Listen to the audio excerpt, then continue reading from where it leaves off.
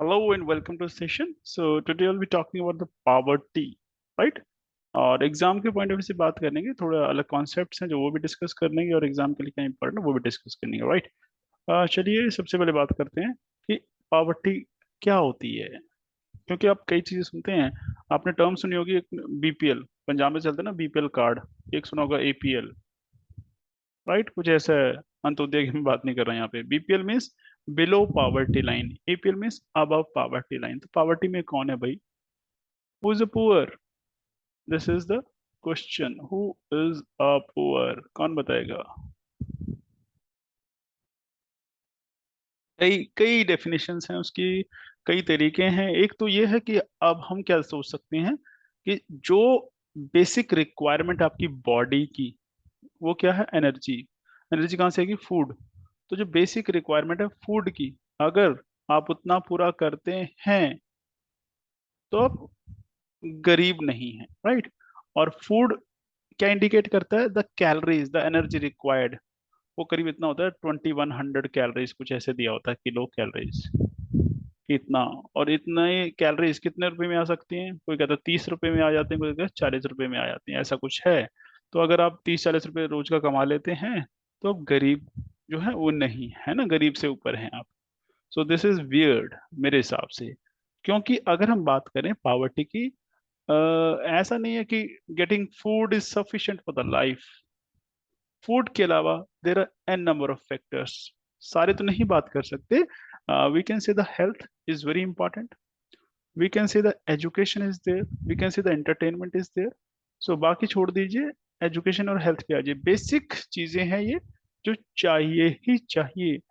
तो एक डेफिनेशन ये कहती है कि अगर कोई पर्सन फूड जो है एंजॉय कर रहा है, he is getting food, enough food for himself and families, he can afford, और साथ में वो हेल्थ और जो एजुकेशन फैसिलिटीज है वो अफोर्ड कर सकता है, तब हम कहेंगे कि वो पुअर नहीं है। If a person can only afford food, not the health और the education, the person will be termed as a poor. ये है वर्ल्ड लेवल की डेफिनेशन। इंडिया में तो सिर्फ हम फूड की ही बात कर लेते हैं, है ना? तो ये चीज आपको थोड़ा सा पता होना चाहिए। चलिए, तो पावर्टी क्या है? जहां पे उसके पास फाइनेंशियल रिसोर्सेज ना हो, ताकि वो मिनिमम स्टैंडर्ड ऑफ लिविंग है जो इसेंशियल है उसको मेंटेन कर पाए, राइट? सो यहाँ पे क्या है, जो लेवल है, इकोनॉमिक लेवल ऑफ एम्प्लॉयमेंट की जो अर्निंग है वो इतनी कम होती है कि अपनी जो बेसिक नीड्स हैं वो पूरी नहीं हो पाती हैं पर्सन की। वहां पे हम कहते हैं पावर्टी है, राइट? इंडिया में कितनी जो पॉपुलेशन है पुअर है, या कितने लोग हैं गरीब? तो कहा जाता है, सेंसस जो है 2011 का है, 21 का भी सेंसस आया नहीं है। जब आ जाएगा तब सेंसस बात कर लीजिएगा उसके बारे में। अभी 22 चल रहा है but still the census not out, या अभी तैयार किया जा रहा है वो, राइट? तो कितनी है? 21.9%। तो रफली आप कह सकते हैं 22% जो इंडिया की पॉपुलेशन है वो क्या है, वैसे below the national poverty line, यानी कि बीपीएल आप कह दीजिए इसको। 22% लोग क्या हैं हमारे? बीपीएल हैं, गरीब हैं, गरीबी रेखा से भी नीचे हैं। 121 करोड़ है, उसका 22% लगा लीजिए, कितना हो गया? करीब करीब 24 करोड़ हो जाता, करीब करीब 25 करोड़ कह लीजिए। तो 25 करोड़ लोग हिंदुस्तान में वो हैं जो गरीबी रेखा से नीचे हैं, और ये बहुत बड़ा नंबर है। तो जो आपको इश्यूज नजर आते हैं, इनइक्वलिटीज हर सोसाइटी में प्रॉब्लम है, ये उसका सबसे बड़ा कारण है। जहां गरीबी होगी, है ना, तो वहां पे प्रॉब्लम्स आना लॉजिकली सही है, आ जाएंगी प्रॉब्लम, ऐसा नहीं है। जो कहते हैं ना पीस, है ना, कंफर्ट, कब आते हैं पीस? आप कब शांत रहते हैं, कब पीस में रहते हैं? आप किसी से लड़ने की कोशिश नहीं करते, कोई लड़ना पसंद नहीं करते, जब आपकी जो डिजायर्स हैं, आपकी जो जरूरतें हैं, आपकी जो कंफर्टेबल चीजें हैं, कंफर्ट्स के लिए, वो सारी फुलफिल हो चुकी हैं, है ना, आपने अपनी नीड्स पूरी कर ली हैं, और जो लग्जरीज है वो भी आपके पास है, फिर आपका कोई मकसद नहीं रह जाता किससे लड़ने का। जब नहीं है फिर लोग लड़ते फिरते हैं, और हिंदुस्तान में यही तो है, लड़ाइयाँ हो रही हैं। क्यों हो रही हैं? इसीलिए तो हो रही हैं, इकोनॉमिक। हिस्ट्री यही कहते हैं, इकोनॉमिक रीजन सबसे बड़ा रीजन होता है, और उसके अलावा रीजन हो सकते हैं। आज की डेट में आप हो सकते हैं, बहुत सारे सोसाइटी में टेंशन चल रही है, बट इकोनॉमिक रीजन सबसे बड़ा रीजन है, और उसका मतलब क्या है? पावर्टी सबसे बड़ा रीजन है इन झगड़ों का। गरीबी तो लड़ते हैं, अमीर कहाँ लड़ते हैं इतना, उनके तरीके अलग होते हैं, है ना? चलिए, तो एक डेटा था कि 2018 में वर्ल्ड में करीब 8% लोग जो हैं उनकी जो कह लीजिए वो गरीब थे या बिलो पावर्टी लाइन थे, क्योंकि जो उनकी इनकम है वो कितनी है, $1.9 पर डे। ये इंटरनेशनल पावर्टी लाइन का क्राइटेरिया कि अगर आप $2 कह लीजिए इसको रफली, $2 कमा रहे हैं तो आप गरीब नहीं हैं। डॉलर कितने होते हैं, 160 रुपये होते हैं इंटरनेशनल लेवल पे आज की डेट में, है ना। तो 160 रुपये जो रोज कमाते हैं, यानी कि महीने कितने हो गए, 4800 रुपये। 4800 रुपये जो कमाता है भाई, वो गरीब नहीं है, अमीर हो, है ना। उसको गरीब नहीं कहेंगे, बस ठीक है, फिर और क्या है। फिर हिंदुस्तान का क्या होगा, उसको गरीब नहीं कहेंगे तो हिंदुस्तान बहुत तरक्की कर रहा है हमारा, ऐसा।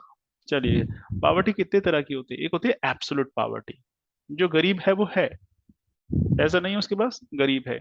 एक होती है रिलेटिव पावर्टी। रिलेटिव पावर्टी क्या होती है कि हर कोई गरीब है यहाँ पे। एक बंदा है, उसकी सैलरी कितनी है, लेटर से 1 लाख रुपए सैलरी है ना। तो 1 लाख रुपए सैलरी बहुत होती है, और स्टिल इज क्राइंग। किस चीज के लिए, कि भाई मैं तो गरीब हूँ। क्यों गरीब है, क्योंकि जो दूसरे लोग हैं उसके आजू बाजू रहते हैं, उनकी सैलरी कितनी है, उनकी सैलरी 10 लाख रुपए है, किसी की 1 करोड़ रुपए है। इसके पास, बेचारे के पास जो कार है वो मारुति है, इनके पास क्या है, ये BMW चलाता है ना। उसने विटारा रखी हुई है, कुछ ऐसे कह लीजिए। तो ये क्या है, कंपैरिजन अगर इनसे करेंगे तो ये इनके कंपैरिजन में, इनके रिलेशन में गरीब है, तो ये होगी रिलेटिव पावर्टी। एब्सोल्यूट किसी से कंपेयर करने की जरूरत नहीं, वो अपने आप में गरीब है बेचारा, पता लगता है देखने से। तो दो तरह की पावर्टी होती है। एब्सोल्यूट पावर्टी क्या है, कि अ कंडीशन जहां पे जो हाउस होल्ड इनकम है वो कितनी है, जो मिनिमम आपको बेसिक जो रिक्वायरमेंट है वो पूरा करने के लिए चाहिए, उससे भी कम है, राइट। और ये जो कॉन्सेप्ट है 1990 में स्टार्ट किया गया था, इंट्रोड्यूस किया गया था, कि डॉलर अ डे, उस बेस पे कि $1 में, एक दिन में आप कितने डॉलर अर्न करते हैं, राइट। जो भी हमने देखा कि कितना देखते हैं, $1.9, रफली $2 देखते हैं एक दिन का। दूसरी है रिलेटिव, ये क्या है, ये सोशल पर्सपेक्टिव है, सोसाइटी के एस्पेक्ट से है, कि दो लोग हैं, दोनों प्रॉस्परस हैं, पर ये जो ए और बी है, ए के पास छोटा मकान है, छोटी कार है, इसके पास बड़ा मकान है, बड़ी कार है। तो ये क्या होता है, सोसाइटी में कंपैरिजन स्टार्ट हो जाता है, ये तो गरीब ने जी, है ना, ये तो बहुत अमीर हैं, घर पे छत है, या सिर पे छत है, और खाने के लिए रोटी है, अच्छे पहनने के लिए कपड़े हैं, एसी लगा हुआ है। वो गरीब नहीं होते लोग आज की डेट में, हम ऐसे कह सकते हैं। वो तो उनकी सोच है, वो रिलेटिव गरीब हम उनको कह सकते हैं, ऐसे दे आर नॉट पुअर, है ना। And we must be thankful, that's it. चलिए, सो यहाँ पे बेसिकली क्या है, सोशल एस्पेक्ट है, कंपैरिजन हो रहा है लिविंग स्टैंडर्ड्स का। तो ये क्या दिखा रहा है, ये इनइक्वालिटी का एक मेजरमेंट है, कि इनइक्वालिटी कितनी है, कुछ ज्यादा अमीर हैं, कुछ कम अमीर हैं। क्योंकि ये बात मैं इसलिए कह रहा हूँ, अगर कंपेयर करेंगे फिर सारे ही गरीब हो जाएंगे, क्योंकि अब टाटा से कंपेयर कर लीजिए, आप अंबानी से कंपेयर कर लीजिए, और अदानी से, क्या होगा, सारे गरीब हैं भाई, राइट। और देखा क्या जाता है कि परसेंटेज ऑफ पॉपुलेशन, कि जिसकी जो इनकम है, जो फिक्स्ड प्रोपोर्शन है इंडियंस की, उससे कम है, वो देखा जाता है। फिर ये है जो पावर्टी एस्टिमेट्स जो है वो कौन करता है, किस बेस पे करता होगा, नीति आयोग कर रहा है जी, ठीक है।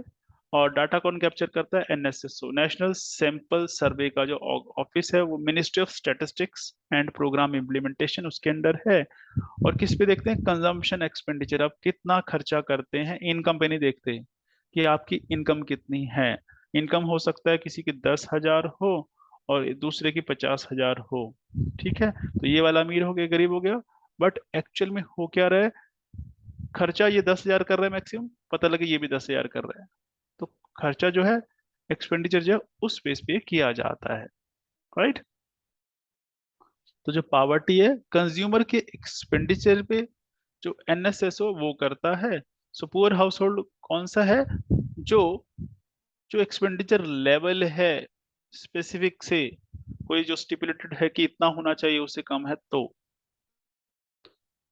और इससे रिलेटेड कई कमिटीज बनी है, तो एक क्वेश्चन आ जाते हैं कि अलग कमेटी कब बनी थी, लकड़ा वाला कमेटी कब बनी थी, और किस चीज से जुड़ी हुई थी। अलग कमेटी पावर्टी से है, लकड़ा वाला कमेटी पावर्टी से, तेंदुलकर कमेटी पावर्टी के लिए बनाई गई थी, कि पावर्टी की डेफिनेशन देखिए, रंगराजन कमेटी बनाई गई है। तो ये नाम याद रख लीजिए, है ना। तो अलग कमेटी ने क्या कहा था? अलग कमेटी ने जो उस टाइम है एनर्जी कैलोरीज की रिक्वायरमेंट पे कहा था कि 2100 अगर आप शहर में रहते हैं, 2400 कैलोरीज किलो कैलोरीज अगर आप गांव में रहते हैं। तो अगर आप इतनी नहीं ले पा रहे हैं तो आप गरीब हैं।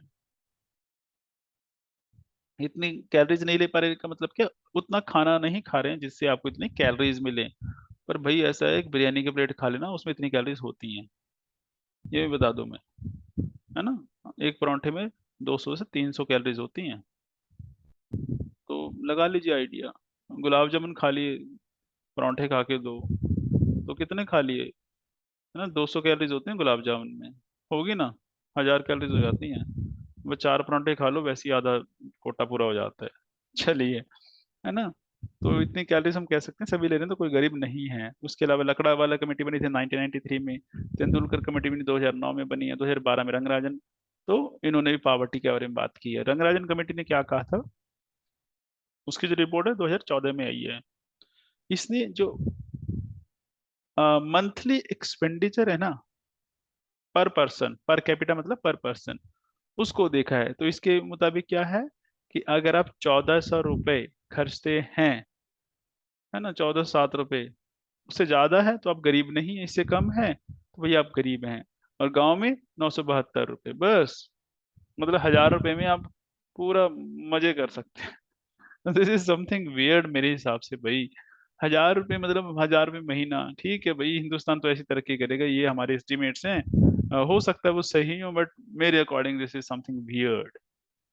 हम ये एक्सपेक्ट करें कि 1000 रुपये महीना जो कमाता है वो गरीब नहीं है भाई।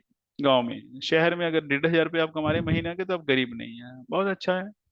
ठीक है, क्योंकि 1500 रुपये में है, यू कैन अफोर्ड एवरीथिंग।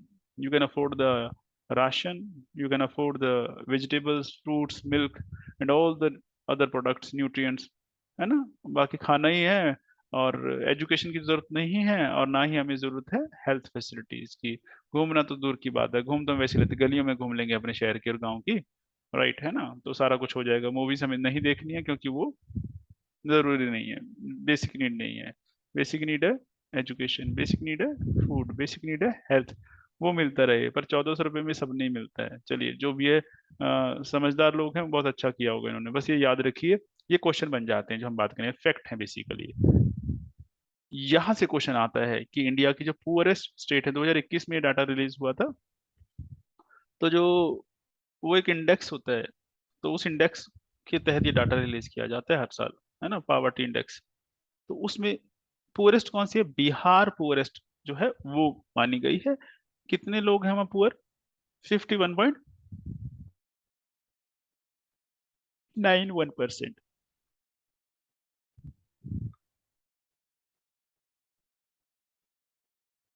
यानी कि 52% हम कह सकते हैं, है ना। उस पे अब आ जाती है झारखंड, फिर यूपी आ जाती है। रफली आप कह लीजिए 38% यहाँ पे मध्य प्रदेश, रफली आप कह लीजिए 36.6, यानी 37 कह लीजिए मेघालय, 32.6 यानी 33 रफली कह लीजिए। तो ये टॉप, टॉप तो नहीं, बॉटम की कहूंगा, बॉटम की स्टेट्स हैं या टॉप की पुअरेस्ट स्टेट्स हैं। तो ये सवाल बन जाते हैं कि कौन कौन सी पुअरेस्ट स्टेट है इंडिया में। अगर हम बात करें लोएस्ट पावर्टी जहाँ पे है, सबसे कम पावर्टी, जैसे केरला है। केरला ऑलमोस्ट नेग्लिजिबल इनके हिसाब से, कम है। 1% भी वहां पे गरीबी नहीं है।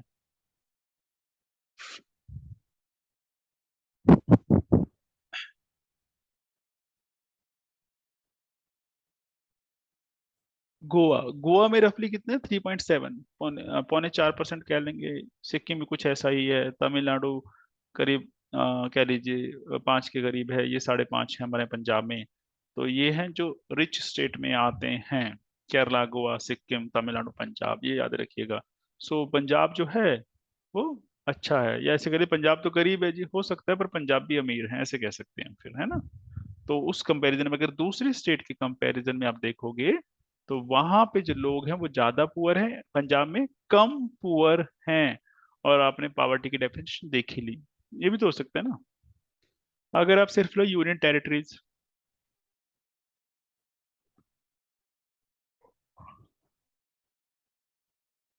तो कौन कौन सी यूनियन टेरिटरीज हैं? जो आप कह सकते हैं कि सबसे पुअर है पावर्टी में, तो दादरा नगर हवेली है, जम्मू एंड कश्मीर है, लद्दाख है, दामन एंड दीव है, चंडीगढ़ भी है। पर ये चार है एक्चुअली, टोटल यूटी तो आठ है। तो कहीं तो आएगी ना, चंडीगढ़ उस तरह से पुअर नहीं है जैसे अब हमें लग रहा है, जैसे हम सोच रहे हैं कि वो वाला पुअर नहीं है।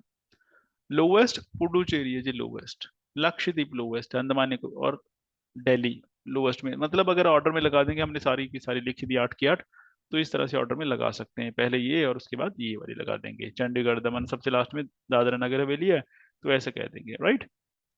तो ये फैक्ट हैं जो आपको पता होने चाहिए। अब मुद्दा आता है कि पावर्टी है क्यों हिंदुस्तान में, क्या कारण है गरीबी के।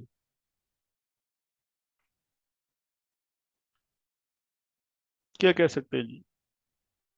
बहुत सारे रीजन है, बहुत सारे हैं, अगर आप देखें एक, ये सारे पॉइंट डिस्कस करने से पहले मैं एक मोटा सा बता देता हूँ, रफ आइडिया, कि जो इंडिया है, राइट, रफली 70% इंडिया गांव में रहता है, विलेजेस में रहता है। शहर में कितना रहता है? 30%। फिर गांव में क्या होता है? खेती। तो इंडिया के रफली 60% लोग खेती करते हैं, ठीक है। जब खेती करेंगे 60% लोग, पूरी आबादी का अगर मैं कहूँ 121 करोड़ हैं, तो इसमें से 72 करोड़ जो हैं वो एग्रीकल्चर करते हैं जी। बाकी कितने बच गए? रफली 49 करोड़, ऐसे ही हो गया, ठीक है। अब 72%, 72 करोड़ क्या करते हैं? एग्रीकल्चर। और एग्रीकल्चर की जो कंडीशन है वो कैसी है? हमारे इंडिया में जो गवर्नमेंट का डेटा है वो कहता है एक किसान के पास जो जमीन है लगभग 1 एकड़ है average. State to state vary करेगा। कुछ स्टेट्स में तो बहुत ज्यादा जमीन होगी एवरेज, पंजाब में ज्यादा है दूसरे कंपैरिजन में। पूरे इंडिया की बात करें तो एवरेज 1 एकड़ है, ऐसे समझ लीजिए या यूं कह लीजिए, जो खेती है हमारी इंडिया की, और जो किसान है, ना खेती इतनी अच्छी है और ना किसान उस वजह से रिच हैं, प्रॉस्परस नहीं है। तो खेती की कंडीशन, एग्रीकल्चर की कंडीशन खराब है, तो उस वजह से किसान की कंडीशन खराब है। और ये सारे कौन है? ये किसान है। जब 72 करोड़ लोग किसान हैं और ये गरीब हैं, तो पहला तो कारण यही है कि हम किस सेक्टर में इन्वॉल्व हैं। होना क्या चाहिए? मैन्युफैक्चरिंग इंडस्ट्री जिसको कहते हैं, मैन्युफैक्चरिंग सेक्टर या इंडस्ट्री। तीसरा, सर्विस या टर्शरी सेक्टर, सर्विस सेक्टर। तो जो इसमें एंगेज होगा, यहाँ पे इनकम ज्यादा है इनके कंपैरिजन में, किसके? एग्रीकल्चर के कंपैरिजन में। तो यहाँ से आपको शिफ्ट करना पड़ेगा इंडस्ट्री और सर्विस की तरफ, तभी खत्म हो सकता है। तो पहला कारण है एग्रीकल्चर ही है, तो ऐसे कह सकते हैं। दूसरा ये कि हमारे यहाँ आबादी बहुत है ना। तो अब देख लेते हैं कि पॉपुलेशन एक्सप्लोजन, बहुत बड़ी आबादी है, उतनी एम्प्लॉयमेंट अपॉर्चुनिटीज नहीं है, उतना रोजगार नहीं जितने लोग हैं यहाँ पे। जिसको कहते हैं एक अनार 100 बीमार। 1 लाख लोग आता है पेपर देने के लिए, सीट्स कितनी होती हैं? 110, ऐसा होता है। लो एग्रीकल्चर प्रोडक्टिविटी, क्योंकि अभी हमने डिस्कस किया है हमारा जो एग्रीकल्चर है वो कैसा है, उसकी जो प्रोडक्टिविटी, जो प्रोडक्शन है वो कम है, और पर हेड जो प्रोडक्शन है, पर खेत जो प्रोडक्शन है वो कम है। तो प्रोडक्टिविटी कम है हमारे इंडिया की। कम प्रोडक्टिविटी का मतलब क्या है? किसान की कम आमदन, कम इनकम। कम इनकम का मतलब क्या है? पावर्टी। बाकी तो सोशल इश्यूज जुड़े हुए हैं, कि किसान को अगर सरकार पैसा देना चाहे, एमएसपी के थ्रू सही रेट देना चाहे, तो क्या वो उसको मिल रहा है? जैसे पंजाब में इशू है आड़तीय का, कि आड़तीय जो है वो कमीशन के अलावा अलावा किसान से पैसे ले जाते हैं, उनको एमएसपी पूरी नहीं देते हैं। ऐसे इश्यूज हैं हमारे यहाँ पे। इसीलिए पंजाब सरकार ने, आपको ध्यान होगा, लास्ट ईयर किया था कि आड़तियों को बीच में से, यानी कि मिडलमैन को साइड लाइन कर दिया जाए, हटा दिया जाए। Then in efficient resource utilisation, कि हमारे पास रिसोर्सेज हैं पर वो ढंग से आप इस्तेमाल नहीं करते हैं। जैसे अब बात करें बिहार की, जिसको हम कह रहे हैं सबसे गरीब है, बिहार, झारखंड, यही कह रहे हैं हम, है ना। ये वो एरिया जहाँ पे इंडिया की मिनरल बेल्ट हैं। अगर सबसे ज्यादा कहीं आयरन, कोल, मैग्नीज, मिलता है। तो कहाँ मिलता है? यही वो एरिया जहाँ पे मिलता है, बिहार, झारखंड, उड़ीसा और वेस्ट बंगाल का। अब एक चीज देखिए आप, यहाँ पे इन माइनिंग की वजह से मीन्स उनके पास नेचुरल रिसोर्स हैं, फैक्ट्रियां लगी हुई हैं, बड़े बड़े स्टील प्लांट्स हैं। तो स्टील प्लांट उनके पास, यानी कि इंडस्ट्री है उनके पास रिसोर्सेज हैं, फिर भी वो गरीब है। पंजाब में क्या है, हरियाणा में क्या है, कौन है गए थे, कुछ नहीं है यहाँ पे, फिर भी खेती होती है और पैसा कमाया जाता है, लोग प्रॉस्परस हैं। तो यहाँ पे रिसोर्स होने के बावजूद वो कैसे यूटिलाइज हो रहे हैं, nobody knows, I can not comment upon it. तो उनका जो इस्तेमाल है वो सही नहीं हो रहा है। ये ऐसे हो गया कि दो लोग हैं, दोनों तैयारी कर रहे हैं किसी पेपर की, एक के पास क्या है, बहुत सारे नोट्स हैं, किताबें भरी पड़ी हैं, फिर वो पास नहीं होता पेपर उसका, क्यों? उसने उनको सही इस्तेमाल नहीं किया कि कौन सी किताब पढ़नी है, कौन सी किताब नहीं पढ़नी है, और जो पढ़नी है वो कैसे पढ़नी है। और दूसरा, उसके पास कुछ नहीं है, उसने देखा कि क्या क्या पढ़ना है, उसके लिए नोट्स मांगने शुरू किए, नोट्स दूसरों से मांग मांग के उसने पढ़ लिए, अपने नोट्स बना लिए, दूसरों से किताब ले लेके उधार। अब क्या होगा, किसका सिलेक्शन होगा, जिसके पास रिसोर्सेज हैं या जिसके पास रिसोर्सेज नहीं है? So it is the attitude, ये आपका एटीट्यूड है जो आपको कामयाबी की तरफ लेके जाता है। और इंडिया में वही नहीं है, उस वजह से कि हो क्या रहा है, जो रिसोर्सेज है वो सही ढंग से इस्तेमाल नहीं हो रहे हैं। Then low rate of economic development, India का जो इकोनॉमिक डेवलपमेंट है, चाहे वो इंडस्ट्री ले लीजिए, बहुत सारी प्रॉब्लम है, सर्विस सेक्टर है, तो उस वजह से इकोनॉमिक डेवलपमेंट कम है। जब इकोनॉमिकली इंडिया स्ट्रांग नहीं होगा तो इंडिया के लोग कहाँ से स्ट्रांग होंगे? प्राइस राइज, इन्फ्लेशन, महंगाई का बढ़ जाना, महंगाई बढ़ेगी तो अमीर भी गरीब हो जाता है। जिसकी आमदन मान लीजिए 50,000 है, तो 50,000 में पहले गुजारा करता था, अब महंगाई बढ़ गई, वो गुजारा उसका 75,000 में होगा। तो 75,000 उसके पास नहीं, उसके पास है 50,000, तो उसका गुजारा होगा नो। तो किसने उनको गरीब बना दिया? प्राइस राइज, इन्फ्लेशन ने। ऐसे ही है। देन अनएम्प्लॉयमेंट, बेरोजगारी, हिंदुस्तान में बहुत बेरोजगारी है। क्यों है? उसका कारण कहीं और है, बस हम यहाँ पे ये बात करेंगे, बेरोजगारी है जी बस। बेरोजगारी है तो पैसा नहीं होगा, पैसे नहीं हो तो गरीबी तो होगी होगी, है ना। Lack of capital and entrepreneurship, इसका मतलब क्या है कि हिंदुस्तानियों के अंदर बिजनेस करने की कला नहीं है, ना उनके अंदर सोच है ऐसी, और जिसके अंदर है उसके पास पैसे की कमी है। हर कोई क्या चाहता है हिंदुस्तान में, पढ़ेंगे लिखेंगे बनेंगे नवाब, बस पढ़ो लिखो नवाब बन जाओ। नवाब कैसे बनते हैं? जॉब ढूंढ लो, बस फिर मौजा ही मौजा, और जॉब ढूंढने के बाद काम नहीं करना होता है, सैलरी आ जाया करेगी, बस ये देखना है कि छुट्टी कैसे ली जाए और काम कैसे अवॉइड किया जाए, क्योंकि जितना काम करेंगे गलतियां हो सकती हैं, तो क्यों चार्जशीट होना, है ना। तो ये है, तो हिंदुस्तान में जो टारगेट होता है वो सबका क्या होता है, पढ़ लिख के जॉब लेनी है, जॉब ले ली तो कामयाब, तो होना क्या चाहिए, बिजनेस की जो कह लीजिए आपका एप्टीट्यूड है ऐसा होना चाहिए, उस बिजनेस की तरफ होना चाहिए तभी, या उसको ऐसे कह सकते हैं, अगर वो नहीं है तो मेरे हिसाब से सेल्फ एम्प्लॉयमेंट जो है, दैट इज द की जो पॉवर्टी को खत्म कर सकता है, सेल्फ एम्प्लॉयमेंट। सोशल फैक्टर है, समाज भी तो हमारा ऐसा है, कास्ट बेस पे बटा हुआ है ना। कॉलोनियल एक्सप्लॉइटेशन, ये बहुत बड़ा रीजन है, हिस्ट्री में हमने पढ़ा था, मॉडर्न इंडिया में इंडिया को दबा के लूटा अंग्रेजों ने, सारे रिसोर्सेज ले गए, है ना, जिसमें से आप कह सकते हैं कोहिनूर भी ले गए हमारा, ठीक है ले गए। तो उन्होंने इंडिया को बद से बदतर बना दिया, इंडिया का बुरा हाल कर दिया था। इंडिया जो रिच कंट्री था, जब अंग्रेज यहाँ से गए हैं, इंडिया अरब अरबों रुपए के कर्जे में था। कौन इसका जिम्मेदार था? अंग्रेज थे। तो जो उन्होंने एक्सप्लॉइट किया इंडिया को, यहाँ से रिसोर्सेज ले गए, वो मिनरल्स ले गए यहाँ से, एग्रीकल्चर प्रोडक्ट्स ले गए यहाँ से, इंडस्ट्री को तबाह कर गए वो यहाँ की, तो कौन जिम्मेदार है? ब्रिटिशर्स। तो colonial exploitation. Climatic factors, climate भी हमारा कुछ कुछ ऐसा है, जैसे कुछ एरिया ऐसे हैं जहाँ पे बहुत ड्राई है, राजस्थान है, डेजर्ट है, वो रेगिस्तान है, वहां पे खेती करना बहुत मुश्किल है।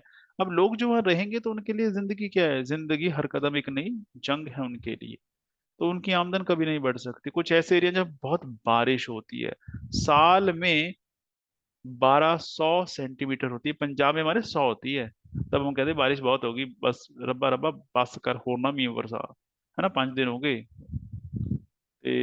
वहां पे कितनी होती है? 1200। अब लगा लीजिए 12 गुना ज्यादा होती है तो वहां क्या हाल होगा? तो ऐसे में, ऐसे क्लाइमेट में पॉसिबल नहीं होता कि आप सरवाइव करें। ठीक है। तो एरिड एरियाज हैं, तो वार्म एरियाज है, बहुत कुछ ऐसे कोल्ड है जैसे लद्दाख का एरिया। तो क्लाइमेट हमारा ऐसा, वो भी फर्क डालता है। फिर पावर्टी ट्रैप। पावर्टी ट्रैप कुछ नहीं होता भाई। एक गरीब है, वो पढ़ नहीं पाएगा ना पढ़ा पाएगा बच्चों को, उनको अच्छी एजुकेशन अच्छी हेल्थ नहीं दे पाएगा। अच्छी हेल्थ और नहीं होगी, अच्छी एजुकेशन नहीं मिलेगी, तो अच्छी हेल्थ नहीं, बच्चे पढ़ भी नहीं पाएंगे अगर एजुकेशन दोगे तो, है ना। फिर उस वजह से उनकी अच्छी नौकरी नहीं मिलेगी, अच्छा काम नहीं कर पाएंगे। अच्छा काम नहीं किया, अच्छे पैसे नहीं कमा पाएंगे, तो क्या हो जाएंगे? गरीब। तो गरीब जो है वो गरीब ही रहेगा, ये मान लीजिए। और दूसरा मेरा मानना यह है, पर गरीब गरीब इसलिए है क्योंकि वो गरीब है, इसलिए नहीं कि उसको गरीब बना दिया गया, कोई नहीं किसी को गरीब बनाता। अमीर इसलिए अमीर है क्योंकि वो अमीर है, क्योंकि उसका दिमाग अमीर है। इसको कीजिए, यहाँ से गरीब होता है इंसान, यहीं से अमीर होता है ना। अगर आप इसको इस्तेमाल करना सही जानते हैं तो आप अमीर हैं, अदरवाइज गरीब ही रहेंगे हम सारे। ऐसा ही है, और हिंदुस्तान में यही तो होता है। नौकरी मिल जाए, नौकरी मिलने से कभी कोई अमीर नहीं होगा, याद रखिएगा, है ना। ठगी मारनी होती है बस, ये कि इधर से पैसे ले लिए उधर से ले लिए, अंडर द टेबल जिसको कहते हैं, रिश्वत रिश्वत करप्शन, वो इसीलिए होती है, सबको अमीर बनना है करप्शन कर करके। एनी हाउ, पॉपुलेशन एक्सप्लोजन जो हमने भी बात की, तो इंडिया की हमने बात की कि इंडिया का जो पर एनम है रेट 2.2% है ना। तो हर साल करीब 1-1.5 करोड़ लोग जो ऐड होते रहते हैं, तो वो प्रॉब्लम है। लो एग्रीकल्चर प्रोडक्टिविटी है, ये इसका मतलब क्या है? अनपढ़ किसान हैं, छोटे छोटे खेत है उनके, है ना। पैसा नहीं है उनके पास काम करने के लिए। फिर जब बनाते हैं, उगाते हैं कुछ, उसको रखते हैं, स्टोर होते हैं, वो खराब हो जाता है, नुकसान हो जाता है उनका। बारिश आती है, क्लाइमेट आते हैं, वो खराब करा देती है फसलों को। तो उनकी प्रोडक्टिविटी कम है ना। इन एफिशिएंट रिसोर्स यूटिलाइजेशन की जो रिसोर्सेज हैं वो सही ढंग से इस्तेमाल नहीं हो रहे हैं। फिर इकोनॉमिक डेवलपमेंट जो है वो बहुत स्लो है, धीरे धीरे है हमारे यहाँ पे। फिर महंगाई है, वो खराब करती है। महंगाई है तो जो गरीब नहीं था वो भी गरीब हो जाएगा। फिर बेरोजगारी है यहाँ पे। बेरोजगारी का मतलब क्या है? पैसा नहीं कमा रहे हैं, पैसा नहीं कमा रहे हैं, इसका मतलब क्या हो गया? गरीबी आ गई। Lack of capital and entrepreneurship है, इसका मतलब क्या है जी? कि भावना नहीं है बिजनेस करने की, एक ही भावना है कि हम क्या करेंगे? हम नौकरी करेंगे। फिर सोशल फैक्टर्स हैं, है ना, कास्ट सिस्टम है, ट्रेडिशंस हैं, तो ये चीजें चलती हैं। फिर कॉलोनियल एक्सप्लॉयटेशन जो हमने बात की, कि अंग्रेजों ने दबा के लूटा हिंदुस्तान को और उसका बुरा हाल कर दिया। जो हिंदुस्तान पहले फैक्ट्रियां लगी हुई थी, टेक्सटाइल बना के बाहर एक्सपोर्ट किया करता था, अब क्या हो गया था? वो इंडस्ट्री खत्म हो गई थी, अब वो इंपोर्ट करता था। इंपोर्ट वो नहीं करता, उसमें इंपोर्ट किया जाता था। जो अंग्रेज इंग्लैंड में सामान बनाते थे वो इंडिया में लाके बेचते थे। इंडिया मार्केट था, और इंडिया आज भी मार्केट है, आज भी इंडिया का एक्सप्लोइटेशन कर रही हैं ये सारी बाहर की कंपनियां। और हम नहीं देखते, हमें फोन एप्पल का लेना है, और हम ये नहीं देखते वो एप्पल किसका है, पैसा किसको जाएगा, प्रॉफिट किसको जाएगा? अंबानी को, भारत सरकार को? किसी को नहीं जाएगा, उस कंपनी ओनर को जाएगा जिसकी वो कंपनी है। ये चीज हमें सोचनी पड़ेगी। आप बता दीजिए आज की डेट में कितने ब्रांड हैं हमारे, हर चीज हर प्रोडक्ट की बात करूं जो इंडियन है। कार भी तो आपकी इंडियन नहीं है, hyundai इंडियन नहीं है, टोयोटा इंडियन नहीं है, और आपको टाटा, कितने भी कार लेते हैं लोग टाटा के, और कितने ब्रांड है इंडियन, महिंद्रा, टाटा, और कितने हैं। फोर्ड भी हमारी नहीं है, ऐसी है। BMW हमारे नहीं है, मर्सिडीज हमारा नहीं, हमारा है क्या? और वो इतनी महंगी कार हम खरीदते हैं किसके लिए? ताकि हम उस देश की सेवा कर सकें, है ना। शूज ले लीजिए, नाइकी, रिबॉक, हिंदुस्तान के कौन से? बाटा, वो भी हिंदुस्तान का नहीं है, स्विट्जरलैंड का। मैं बताता हूँ आपको, लिबर्टी है, कौन पहनता है लिबर्टी, है ना। फिर उसके अलावा खाने पे आ जाइए, आप सभी को कहा जाए ना सबवे चलेंगे, मैकडी चलेंगे, वो किसका है? किसका है वो? पंजाबियों का ढाबा है वो साडा, है ना। वो भी हमारा नहीं है, सब बाहर जा रहा है। सब बाहर जा रहा है। कपड़े सबको जारा के चाहिए, वैन ह्यूजन के चाहिए, है ना, लुई विटॉन का चाहिए सामान, वो किसका है? ब्रांड है, हमारा नहीं है भाई वो। तो हम क्या कर रहे हैं? हम अपनी चीजों को डिस्कार्ड कर रहे हैं। चाइनीज सामान बहुत बिकता है, चाइनीज फोन, चाइनीज लड़ियां, चाइना बाजार लगने लगा है। तो ये क्या है? ये भी एक एक्सप्लॉइटेशन है जो इंडिया करवा रहा है अपनी। और क्या? पैसा बहुत है इंडिया के पास, पर किसके लिए?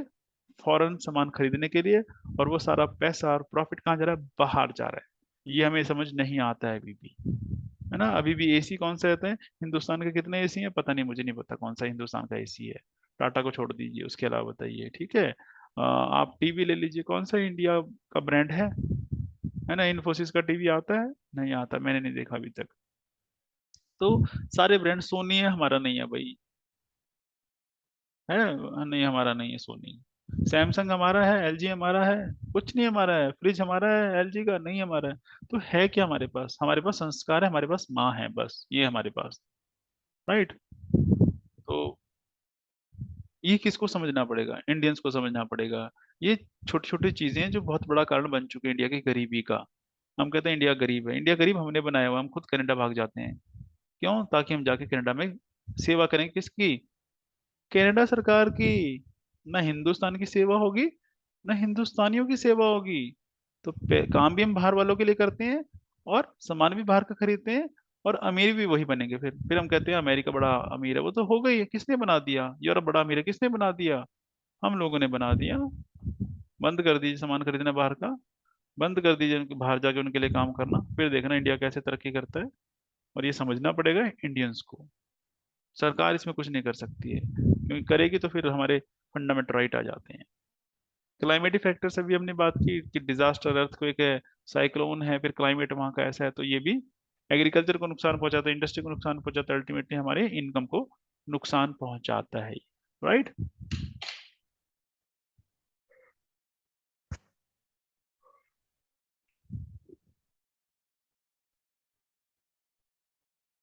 ये क्या है? ट्रैप। ट्रैप क्या है? कि सारा सब चीजें मिक्स हैं, कि जैसे आप कहेंगे लो लेवल ऑफ ग्रोथ है ना। इकोनॉमिक ग्रोथ है तो उसकी इनकम लो है, बंदे की इनकम लो है, तो वो सेविंग भी कम करेगा, सेविंग कम करेगा, इन्वेस्टमेंट कम करेगा, तो इंडिया की ग्रोथ फिर कम हो जाएगी। तो एक साइकिल ये बन जाता है। फिर एक ये है कि ह्यूमन कैपिटल जो है वो लो है हमारे यहाँ पे, वो प्रोडक्शन भी उसका कम होगा। ह्यूमन कैपिटल लो का मतलब क्या? बीमार रहता है इंसान, अनपढ़ है इंसान, है ना। हिंदुस्तान का तो ऐसा है। फिर लो प्रोडक्टिव है तो उसकी इनकम फिर लो ही रहेगी, लो इनकम रहेगी तो लो डेवलपमेंट होगी, और वो एजुकेशन हेल्थ फैसिलिटी अच्छी नहीं ले पाएगा। तो एक ट्रैप में फंस गया है वो, और ये चल रहा है हमारे यहाँ पे। अब इसके लिए सरकार ने क्या किया? कुछ प्रोग्राम चलाए हुए हैं, एग्जाम के लिए पता होने चाहिए, कि पावर्टी एलिविएशन प्रोग्राम इंडिया के कौन से हैं, यानी कि गरीबी उन्मूलन जो हमारे योजनाएं हैं वो कौन सी हैं, है ना। यानी कि गरीबों को हटाने के लिए, नॉट गरीबों को, गरीबी को हटाने के लिए। एक तो IRDP, integrated rural development. Rural development का सिंपल है, आप गाँवों को डेवलप कर दीजिए, सब कुछ ठीक हो जाएगा। 1980 की थी जी ये। किस लिए? जो गांव में गरीब हैं उनको सब्सिडी देनी है, बैंक क्रेडिट देना है, ताकि वो एम्प्लॉयमेंट अपॉर्चुनिटीज जो हैं वो जनरेट कर सकें। फिर जवाहर रोजगार योजना थी, जिसको ग्राम समृद्धि योजना कहते हैं, कि गांव में प्रॉस्पेरिटी लानी है, जवाहर जीआरवाई, है ना। जो अनएम्प्लॉयड है या अंडर एम्प्लॉयड है रूरल एरिया में, तो उसके लिए एम्प्लॉयमेंट अपॉर्चुनिटी जनरेट करने के लिए स्टार्ट की गई थी। कैसे? सोशल एसेट्स या इकोनॉमिक इंफ्रास्ट्रक्चर तैयार करके। हाउसिंग, इंदिरा आवास योजना, अब इसका नाम रख दिया गया है प्रधानमंत्री आवास योजना। ये क्या था? उनको घर छत मुहैया करवाई जाए। फूड फॉर वर्क प्रोग्राम, ये क्या था? फूड सिक्योरिटी करने के लिए, है ना। कैसे? वेज एम्प्लॉयमेंट उनको दी जाए, दिहाड़ी दी जाए, तो उनको जो ये है फूड ग्रेन स्टेट्स को फ्री में दिया जाता था, और वो आगे फर्दर लोगों को दिया जाता था। फूड फॉर वर्क, काम करोगे आपको अनाज मिलेगा, पहले कुछ ऐसे ही चलता था, अब ऐसा नहीं है। फिर इसके अलावा पेंशन स्कीम है सरकार की, कि जो बुजुर्ग हैं 60 से लेके आगे तक की, उनको पेंशन दी जाए। कितनी? बहुत ज्यादा दी जाएगी। पहले 200 दी जाती थी, उसको 500 रुपये कर दिया गया था। अब ये बढ़ा दी गई है मेरे ख्याल से। तो 500 रुपये बहुत होते हैं, खत्म नहीं होते ना खर्च करो तो। अन्नपूर्णा स्कीम है, 2000 की ये स्कीम। जो सीनियर सिटीजन है, जो अपनी देखभाल नहीं कर सकते, जो इसमें कवर नहीं होते पेंशन में, है ना, ना कोई और देखभाल करता है, तो उनके लिए थी। उसमें क्या था? उनको 10 किलो जो है महीने का अनाज मिल जाया करेगा, राइट। ये वही है डबल ए वाई अन्नपूर्णा योजना, वो है ये। उसके बाद संपूर्ण ग्रामीण रोजगार योजना। अब ये भी क्या है? रोजगार योजना किसके लिए? ग्रामीण, यानी कि जो रूरल एरियाज है, गांव, वहां पे ये है MNREGA, Mahatma Gandhi national rural employment guarantee act 2005 की है। ये क्या है, एक तरह से कह दिया सरकार ने कानून बना दिया कि आपको काम हम देंगे, राइट टू वर्क कर दिया गया। अब राइट टू वर्क में क्या है कि सरकार ने गारंटी ली कि 100 दिन, साल में 100 दिन काम सरकार देगी, अगर नहीं देगी तो आप पैसे मांग सकते हैं उसकी, राइट। और किसको ये काम मिलेगा और कौन सा काम मिलेगा, ये मिलेगा गांव में हर परिवार से एक सदस्य को, एक मेंबर को, बट वो होगा मैनुअल लेबर वाला काम, अनस्किल्ड वर्कर का काम है ये।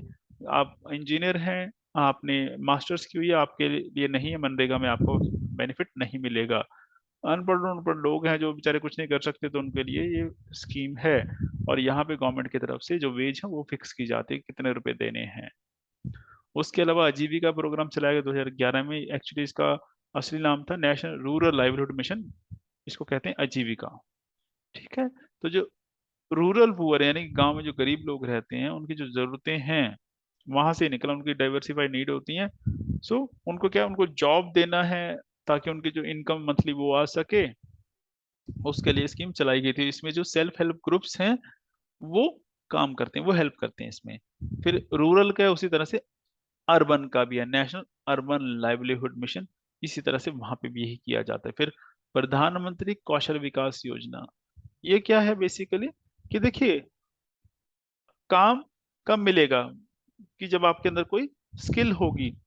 अगर कोई बीए कर ले, बीकॉम कर ले, बीएससी कर ले, उसको क्या बेनिफिट है, कोई बेनिफिट नहीं है हिंदुस्तान में। तो हमारी पढ़ाई बेकार है एक्चुअल में देखा जाए तो उनको क्या देना चाहिए, वोकेशनल एजुकेशन या स्किल दें क्या, ताकि उनको कुछ काम करना आता हो, अगर नौकरी ना भी मिले तो अपनी वो पकौड़े की दुकान खोल लें और पकौड़े बिके उनके अच्छे से। तो कुछ ऐसा है ये। फिर प्रधानमंत्री जन धन योजना, खाते खुलवा दिए ताकि जो बैंकिंग नहीं करते वो उससे जुड़ जाएं, फाइनेंशियल कह लीजिए इंटीग्रेशन हो जाए, हिंदुस्तान की फाइनेंशियल इंक्लूजन हो जाए। तो उससे बेनिफिट क्या होगा, इस जो सरकार ने पैसे ट्रांसफर करने होंगे, है ना, कोई भी इंश्योरेंस करनी है वो सारी उस खाते में चली जाएगी, राइट। तो ये सरकार की जो चीजें चल रही हैं। चलिए, तो ये थोड़ा था जो हमें डिस्कस करना है। फिर मिलेंगे नेक्स्ट लेक्चर में, तब तक एंजॉय कीजिए। Thank you so much, bye bye, take care, see you.